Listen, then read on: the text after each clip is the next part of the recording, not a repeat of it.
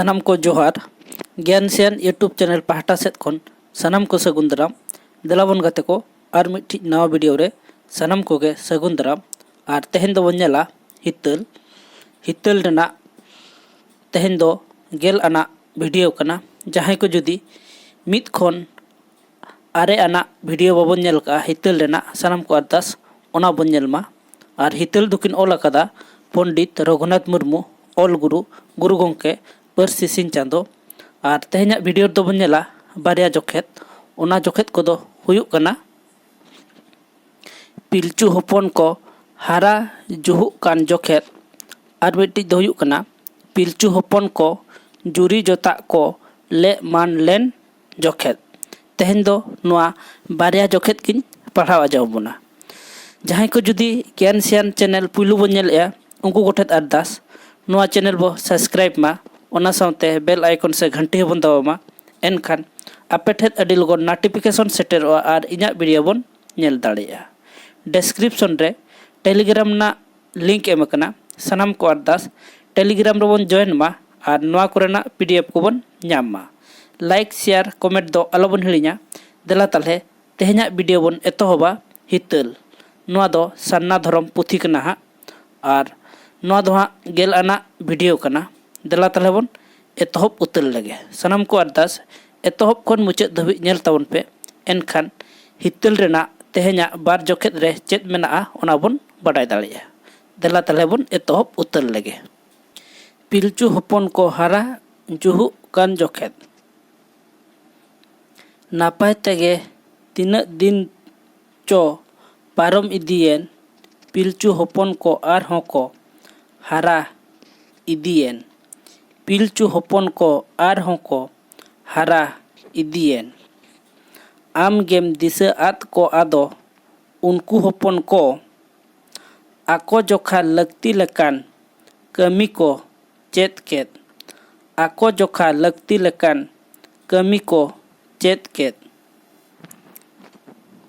रापा इसिन जोंग लगित जुरु जोंग लगित पिलचू हाड़ाम गे उन दिन दो सेंगेल ए नाम लेत पिलचू हाड़ाम गे उन दिन दो सेंगेल ए नाम लेत उनी ठेन खन नेल चेत कातेन उनको हपन को काडेज घाल्ला कातेत सेंगेल ओडोक को गान केत काडेज घाल्ला कातेत सेंगेल ओडोक को गान केत लाल रेया लाफो को गालांग बाडाय केत साकाम बगी कातेन उनको ओना को साब केत साकाम बगी कातेत उनको ओना को साब केत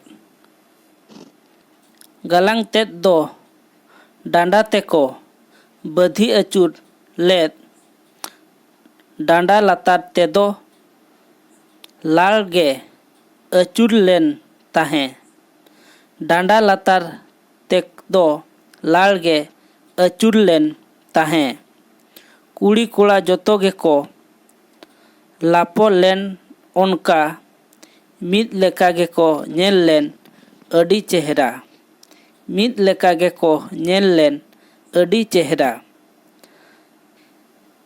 साकाम ते चेलांग होको बेनाव बाडाय केत इसिन अचुर कातेन उनको जोम न्यू को चेत केत इसिन अचुर कातेत उनको जोम न्यू को चेत केत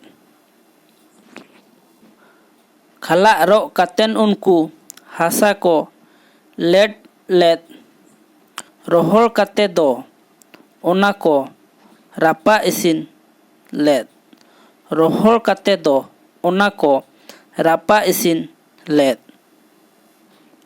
दाग तेहो ओना चेलांग बांगे बगोज लेन सेंगेल चेतान रेहो ओना बांगे पोसा लेन सेंगेल चेतान रेहो ओना बांगे पोसा लेन इड़ी एरबा आड़ा साकाम जो दा एमान को ओनारे इसिन काते गे उनको को जोम केत ओनारे इसिन काते गे उनको को जोम केत नापाय तेगे दिन दो आर हों पारम इदियेन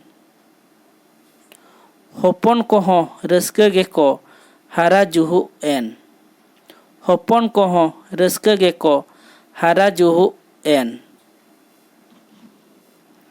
इना तायम बोन पढ़ावा पिलचू हॉपन को जुरी जोता को ले मान एन जोखेत।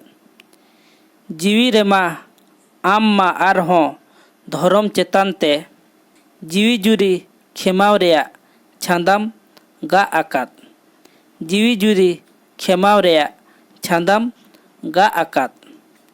पिलचू हॉपन को ओनाते जोता को लगात आको आको कोपियो कई गेको आटकार। आको आको कोपियो कई गेको आटकार।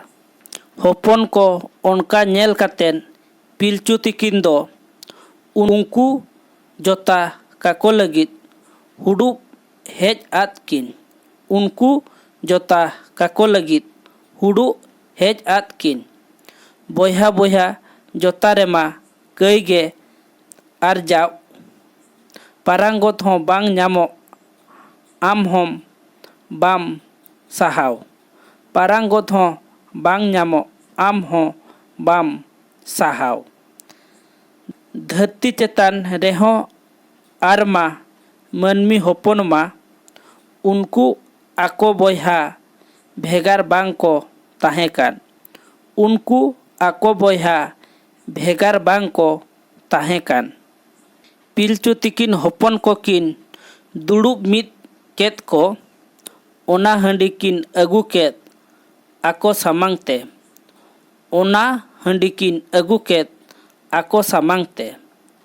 हंडी नेल कातेन हॉपन को कुली अड़ी आन पिलचू तिकिन हंडी रेया कथा किन लई केत। पिलचू तिकिन हंडी रेया कथा किन लई केत। धर्म रेया कान नोआ दो हंडी बोन मेता इड़ी दाका रूप रेया कान अडी सिबिला। इड़ी दाका रूप रेया कान अडी सिबिला। रान हो रान कान नोआ दो बीस हो बीस कान। सोहाणो नपित दो नोआ ᱧᱩᱭ ᱨᱮᱭᱟᱜ ᱞᱮᱜ ᱠᱟᱱ। सोहाणो नपित दो नोआ ᱧᱩᱭ ᱨᱮᱭᱟᱜ ᱞᱮᱜ ᱠᱟᱱ। मेनमा अथौड़ी दो बांगे लगती अहिस गे धर्म बोंगा आय कोरेगे हंडी ᱧᱩ लेग कान। धर्म बोंगा आय कोरेगे हंडी ᱧᱩ लेग कान। धर्मय खोज खान अलिन होलिन आसोक कान। ओना मेनतेन नोआ दोलिन रूप इसिनाकात। ओना मेनतेन नोआ दोलिन रूप इसिनाकात। नित दो अपेया ओनकान दिन सेटेराकान। रानो लेका हंडी ᱧᱩ दो नापाय रेया कान। रानो लेका हंडी ᱧᱩ दो नापाय रेया कान। हॉपन कोहों आदो हंडी ᱧᱩ को रस्कयेन। आले होले ᱧᱩया एन दो उनका को मेन केत। आले होले ᱧᱩया एन दो उनका को मेन केत। सारजम साकाम फुड़ू आतेन पिलचू तिकिन दो हंडी किन तांग केत आदो आम किन मांग आद में। हंडी किन तांग केत आदो आम किन मान आद में। इना कातेन सारेज तेज दो अकिन किन ᱧᱩ केत। हॉपन कोहों किन एमात को बार फुड़ू कातेन। हॉपन कोहों किन एमात को बार फुड़ू काते। हॉपन को हंडी को ᱧᱩ केत हेड़ेम खरा गे सोहाण गे को आटकार केत जीवी होलमो रे। सोहाण गे को आटकार केत जीवी होलमो रे। पिलचू तिकिन दो ओंडे खन हॉपन को तकिन जुरी जोता लगित हर किन arak jul at ko juri jota lagit hor kin arak jul at ko Pilchu budi ho kuri ko bay ayur let ko jara set bheja ket ko arak sit lagit jara set bheja ket ko arak sit lagit Pilchu haram ho kora ko bay panja let ko bir set bheja ket ko karka jong lagit bir set bheja ket ko karka jong lagit तेहन्या video दो नोडे गे चाबायना तेहन्या जोखेत दो ताहे कना पिलचू हपन को हारा जुहुक कान जोखेत are पिलचू हपन को